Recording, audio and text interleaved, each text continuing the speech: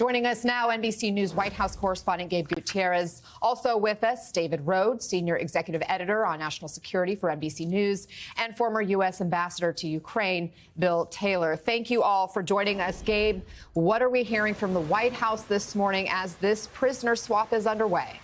Hi there, Anna. Good morning. Well, potentially momentous day here at the White House. And as you said, we're still awaiting details of what this prisoner swap entails. And we're still awaiting word to hear that these prisoners are safely in U.S. custody. We cannot report any more than that at this point. But as you said, there are several high-profile prisoners that we have been watching in Russia for quite some time. Among them, Evan Gershkovich, the Wall Street Journal reporter, and Paul Whelan, who has been imprisoned in Russia for years. Now, this has been a top priority for the Biden administration, Anna. Since President Biden came into office, his administration has secured the release of dozens of wrongfully detained individuals around the world. And just several months ago, President Biden said that he gave his word as a Biden that he would do everything he can to get Evan Gershkovich back in U.S. custody. Now, the administration, National Security Advisor Jake Sullivan, has repeatedly said that these types of negotiations take a lot of time, not just months, but potentially years.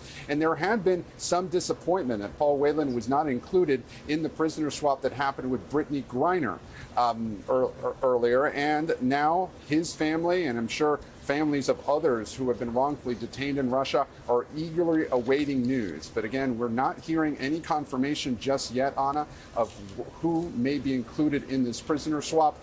But if it does come to fruition, it would be seen as a major foreign policy win for the Biden administration, Anna. And so, David, again, we are being very careful not to name specific names because we don't have everything confirmed on the record. But we do know that this prisoner swap is underway. What kind of negotiations would be going into a deal like this? Very prolonged ones. I mean, these cases have been going on for years. And the broader context, sadly, is that hostage taking is increasing, like worldwide.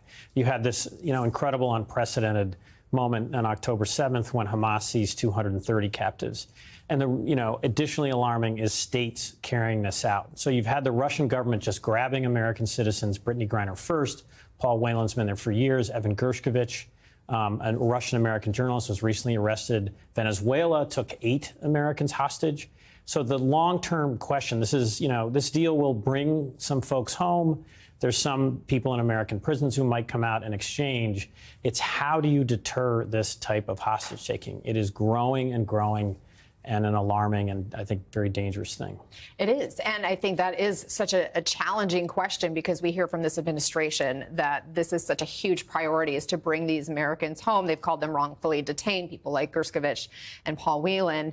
And so, Ambassador Taylor, when we're talking about the logistics to get to this moment, this has been an ongoing effort to bring these Americans home, in some cases for years. What do you make of the timing? And what do you know about how this process might work?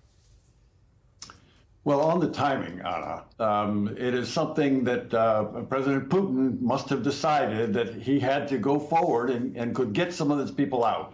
He's looking for his own thugs, the people that are behind bars, that are in prison in the United States, and in other places. As we said, allies are helping on this, which means that there may be some Russians that are in other prisons and other of our allies that are in on this deal. So this is something that Putin is looking for, and he thought he could get it now, and that's on the timing. In terms of the process, yes, it is a long process.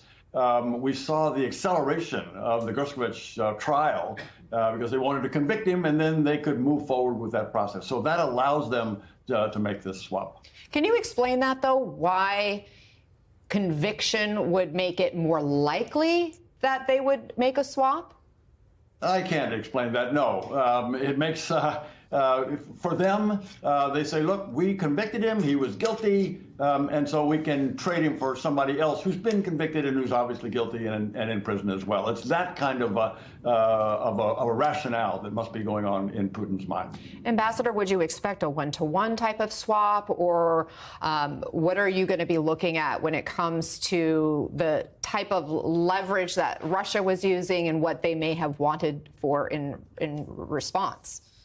Well, again, Anna, Putin has some of his thugs, the people that he really wants out, that have committed horrible crimes in Germany and other places. We don't know who's all involved on this, but he wants them back. And so in order to do that, he's had to strike a deal.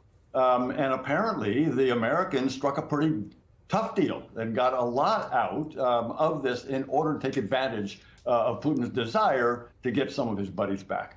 David, how do you see it? Because Gershkovich was just sentenced to 16 years in prison.